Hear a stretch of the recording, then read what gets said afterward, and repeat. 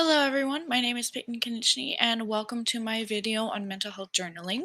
So today I'm going to be talking about why mental health journaling is good for you, some reasons why it hasn't helped in the past, and things you can do to make it better. Also, some stores that you can go to get some supplies to get started. So first of all, why is mental health journaling good for you? It is proven through studies that mental health journaling is important and also beneficial because it helps prioritize your problems and it can get transferred into its very own space. So it doesn't get trapped in your brain, gets put onto paper, and that's proven to help release stress. It also helps reduce anxiety, depression, really any problems that you might have mentally. Give journaling a try because like studies have shown that it is beneficial and it works. It can also help prioritize concerns that you may be having, some pent up feelings.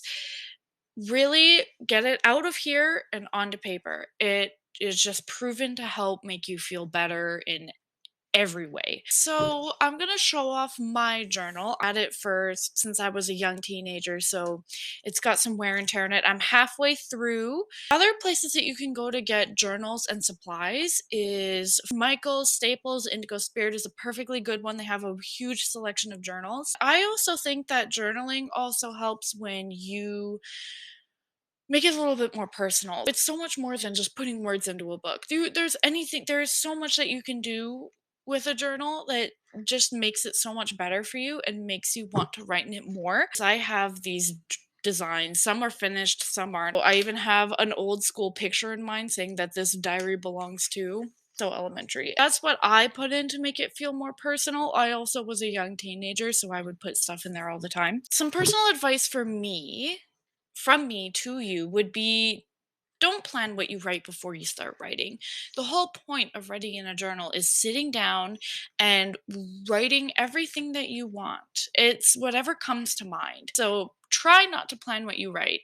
If you're going to do a more, this is what I did today, then of course you want to remember what you did that day to put it in your journal. But if you're going to journal to relieve stress and anxiety and feelings, then try not to plan what you're going to write because it kind of defeats the whole purpose. This is just like living in your own apartment. Do whatever you want. You make the rules.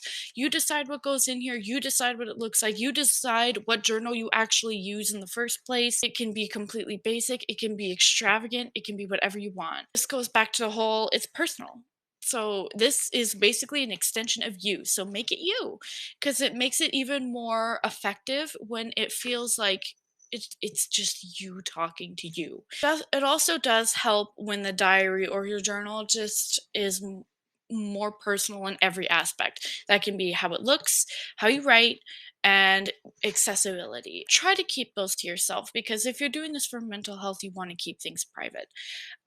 Some reasons why journaling may not have worked for you in the past is it can be a little bit too confronting. You sit down and you think you know what you're doing, and you just, all of these overwhelming thoughts come in at once, and then you're like, this is way too much. I don't know where to start. I have way too much to write about. This is way too much, so I'm just not going to do it. It takes time. So take your time, do one page at a time, write what comes to mind. The whole thing is getting it down on paper.